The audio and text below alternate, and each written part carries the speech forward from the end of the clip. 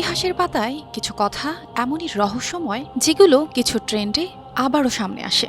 ঠিক এমন একটি বিষয় হলো গাজওয়াতুল হিন্দ। সাম্প্রতিক সময়ে ইন্টারনেট দুনিয়ায় এটি আবারও আলোচনায়।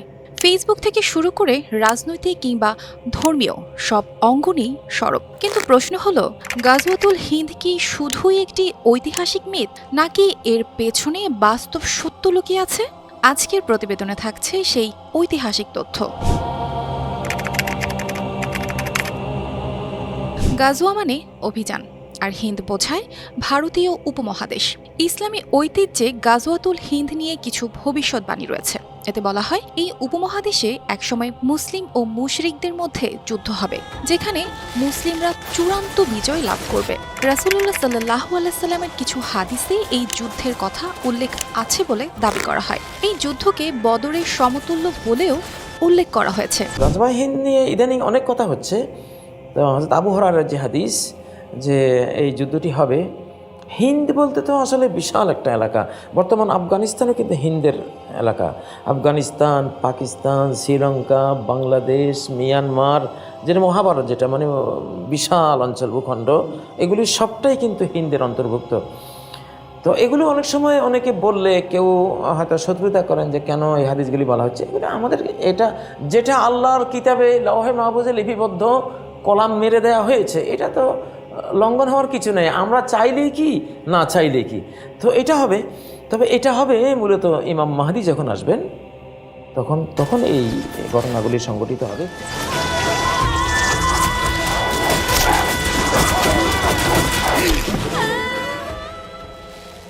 হাদিস শরীফে রাসূলুল্লাহ সাল্লাল্লাহু আলাইহি সাল্লাম বলেছেন, আমার উম্মতের একটি দল হিন্দে যুদ্ধ করবে, আল্লাহ তাদের বিজয়ী করবেন এবং তারা রাজা হবে। তারপর তারা সিরিয়ার শামে ফিরে আসবে এবং ঈসা আলাইহিস সালামের সাথে মিলিত হবে।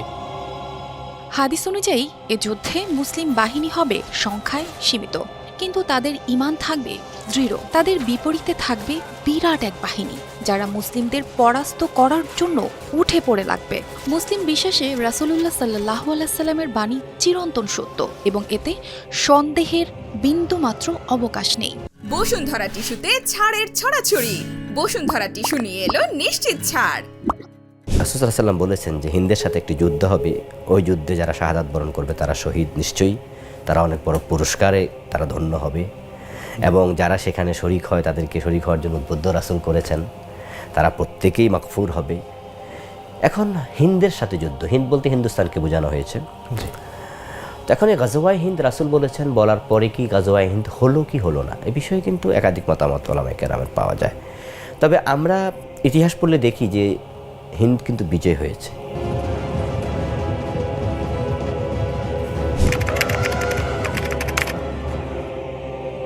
নতুন করে এ যুদ্ধের ভবিষ্যৎবাণী দক্ষিণ এশিয়ার ভূ রাজনৈতিক টানাপোড়েন, ভারত পাকিস্তানের সম্পর্ক ও কাশ্মীর সমস্যা নিয়ে আবারও আলোচনার জন্ম দিয়েছে।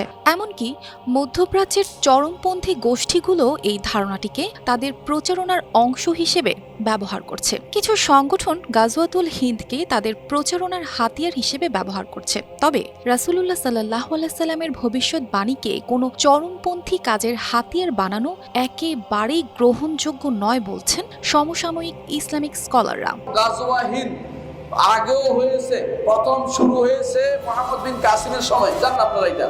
তারপর মোহাম্মদ ঘুরি করেছে, সুলতান মাহমুদ গজনবী করেছে 17 বার, তারপর করেছে মোহাম্মদ ঘুরি। এরা সবাই যুদ্ধ করেছে। এই যুদ্ধ হয়ে গেছে, এটাই হচ্ছে ইবনে কাসিরের মত এবং এটাই হচ্ছে সত্যনিষ্ঠ আলেমদের মত।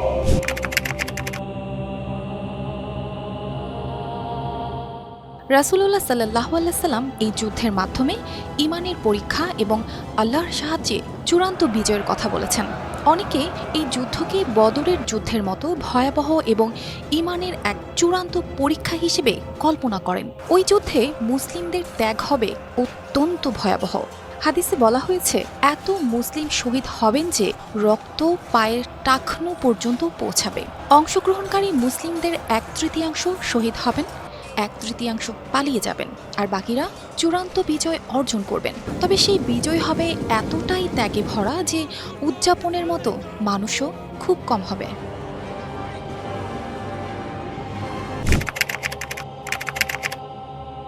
গাজওয়াতুল হিন্দ নিয়ে দুটি ভিন্ন মত আছে। কেউ কেউ বলেন এটি ইতোমধ্যে ঘটে গেছে, যেমন 712 খ্রিস্টাব্দে মোহাম্মদ বিন কাসিমের সিন্ধু বিজয়। আবার অনেকে মনে করেন এটি ভবিষ্যতে ইমাম মাহাদির আগমনের সময় হবে। যেটা আল্লাহর কিতাবে লওহে মাহফুজে লিপিবদ্ধ কলাম মেরে দেওয়া হয়েছে, এটা তো লঙ্ঘন হওয়ার কিছু নেই। আমরা চাইলেই কি না চাইলেই কি, তো এটা হবে। তবে এটা হবে মূলত ইমাম মাহদি যখন আসবেন তখন এই ঘটনাগুলি সংঘটিত হবে। গজওয়া হিন্দ আসে না কেন, এরপর খুঁজে টেনে বের করতে হবে একজনকে। এই জাতীয় কাজ আমাদের কাজ নয়। যদি যুদ্ধ হয়, যুদ্ধ তো তৈরি হওয়ার আপনার কোনো কাজ নেই। কিছু মানুষ আছে গজওয়া হিন্দের জন্য তৈরি হচ্ছে, এর চেয়ে নিকৃষ্ট কাজ আর কিছু হতে পারে না। আপনি গজওয়া হিন্দ তৈরি হবেন না, আপনি কি করবেন? আপনি এখন দাওয়াতের কাজে ব্যয় করবেন।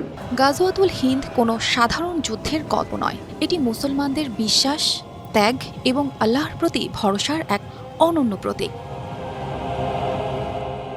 রাসূলুল্লাহ সাল্লাল্লাহু আলাইহি সাল্লাম বলেছেন, তোমরা যেখানেই থাকো না কেন এই যুদ্ধে শরীক হও, আল্লাহ তোমাদের সাহায্য করবেন। অর্পিতা জাহান, RTV।